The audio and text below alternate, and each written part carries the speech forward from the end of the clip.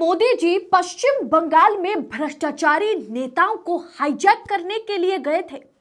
यह सवाल क्यों उठ रहा है दोस्तों, आपको आगे इस वीडियो में पता चलेगा, तो वीडियो को अंत तक देखिएगा। नमस्कार, स्वागत है आप सभी का देश नीति पर। मैं हूं आपके साथ अदिति।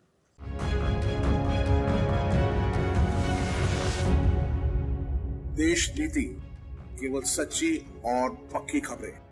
भाजपा आला कमान यानी नरेंद्र मोदी और अमित शाह पर एक ऐसी दिल दहला देने वाली खबर सामने आई है, सुनकर मोदी भक्त भी चौंक जाएंगे। उनके मन में भी यह सवाल उठेगा कि आखिर मोदी जी कर क्या रहे हैं। जिन जिन पर ईडी की रेड हो रही है, वो दूसरे ही दिन मोदी जी के गोद में जाकर बैठ रहे हैं। दोस्तों, 12 जनवरी कोलकाता में टीएमसी नेता तापस रॉय के घर और अलग अलग ठिकानों पर ईडी की छापेमारी हुई। 12 जनवरी बंगाल के नेता प्रतिपक्ष शुभेंदु अधिकारी टीएमसी विधायक तापस रॉय को चोर कहने लगते हैं।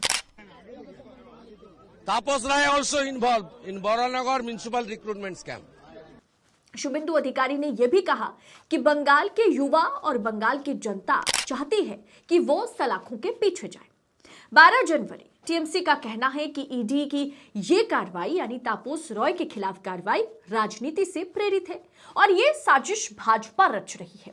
केंद्रीय एजेंसियों का भाजपा कैडर के रूप में काम या उनका इस्तेमाल हो रहा है और ये सब कुछ दिल्ली से रचा जा रहा है।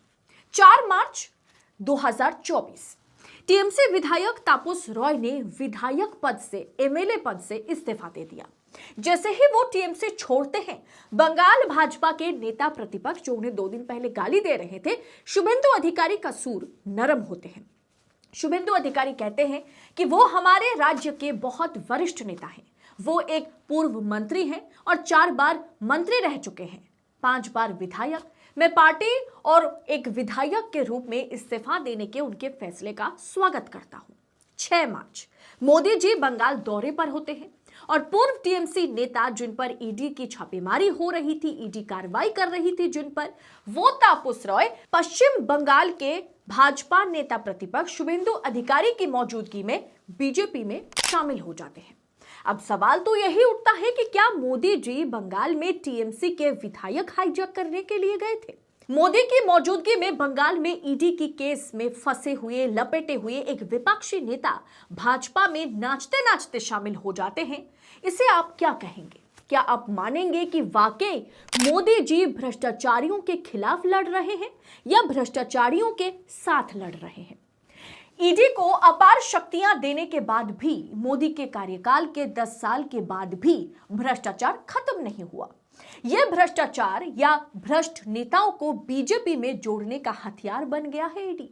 इस पर पूर्व टीएमसी सांसद महुआ मैत्रा ने ट्वीट करते हुए लिखा, मुझे लगता है कि रामलला ने 2024 में 400 सीटों की देखभाल की है, तो फिर बीजेपी उन्हीं नेताओं को क्यों पकड़ने के लिए बेताब है जिनकी वो हमेशा भ्रष्ट कहकर निंदा करती थी, आज वही भाजपा में जाकर शामिल हो रहे हैं। यानी दोस्तों, जैसे ही मोदी जी बंगाल पहुंचते हैं, हाईकोर्ट के सिटिंग जज ऑन गोइंग केसेस को छोड़कर भाजपा में शामिल हो जाते हैं और जिस नेता पर ईडी का केस चल रहा था, वो टीएमसी छोड़कर भाजपा में शामिल हो जाते हैं। इस रिपोर्ट को दोस्तों फिर एक बार देखिए, क्योंकि मैं पहले भी इस रिपोर्ट पर स्टोरी बना चुकी हूं कि करप्शन के आरोपी नेता बीजेपी में जा रहे हैं और उनकी जांच को रोका जा रहा है, उनकी जांच पर जो है रोक लगाई जा रही है।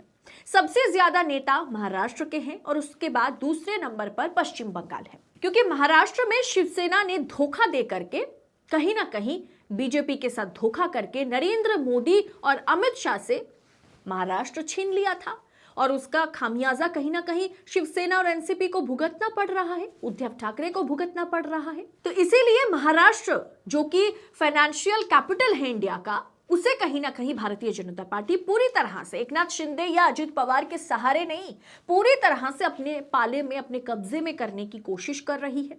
ऐसे में वहां के जितने भी भ्रष्टाचारी नेता शिंदे के साथ थे, पुराने शिवसेना के साथ थे, एनसीपी के साथ थे, सबको अपने साथ जोड़ने की कोशिश हो रही है। वहीं बंगाल की बात करें तो बंगाल में ममता के आगे भारतीय जनता पार्टी को, नरेंद्र मोदी को खासकर शिकस्त जो है ममता बनर्जी ने दिया था और उन्हें बुरी तरह से हार का सामना करना पड़ा था।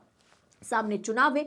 बंगाल एक ऐसा राज्य है जो भारतीय जनता पार्टी से दूर दूर तक वहां पर भारतीय जनता पार्टी खास दिखाई नहीं देती और इतना दांवपेच के बाद भी 2021 में भारतीय जनता पार्टी को वहां पर शिकस्त ममता बनर्जी देती है। इसीलिए वहां के सभी भ्रष्ट नेताओं को, जिन पर आप कह सकते हैं कि ईडी सीबीआई केस चला रहे हो, उन सबको भारतीय जनता पार्टी टीएमसी से हटा करके अपने पाले में करने की कोशिश कर रही है।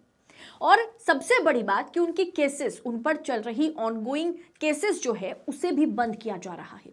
हाल ही में आपने देखा था अजित पवार के साथ क्या हुआ। मुंबई पुलिस की आर्थिक आपराधिक शाखा जो है EOW ने 1 मार्च को Maharashtra state co operative bank के कथित 25,000 करोड़ रुपए के घोटाले से संबंधित एक मामले को बंद करने की सिफारिश की और उस केस को बकायदा बंद कर दिया गया था, जिसमें सबसे बड़ा आरोपी जो है वो अजित पवार थे।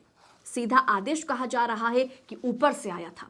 इसके अलावा ये लिस्ट लंबी है जो भ्रष्टाचार करने के बाद, ईडी और सीबीआई के शिकंजे में आने के बाद भारतीय जनता पार्टी में शामिल हो जाते हैं। वॉशिंग पाउडर मोदी में धुलकर, वॉशिंग मशीन, भाजपा की वॉशिंग मशीन में धुलकर वो पूरी तरह से साफ हो जाते हैं और उनकी सभी केसेस को भारतीय जनता पार्टी आलाकमान बंद करवा देते हैं।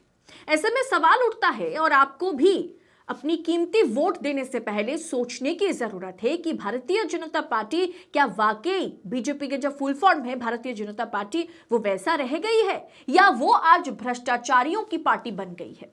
वहां पर एकदम कूट कूट कर भ्रष्टाचार नेता भरे हुए हैं।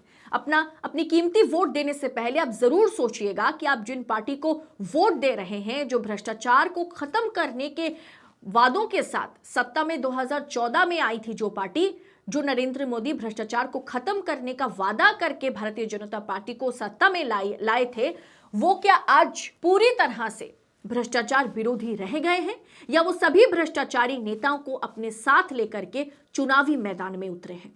ऐसे में बहुत सोच समझकर वोट कीजिएगा और ऐसी तमाम खबरों को पड़ताल के साथ पाने के लिए देश नीति को सब्सक्राइब जरूर कीजिएगा। बहुत बहुत शुक्रिया। जय हिंद, जय भारत।